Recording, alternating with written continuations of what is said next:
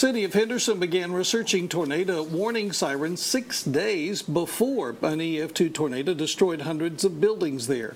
Police Chief James Pearson says that research is on hold while the city focuses on cleaning up the debris from the storm. But once that is finished, he'll complete his findings and present them to City Council later this year.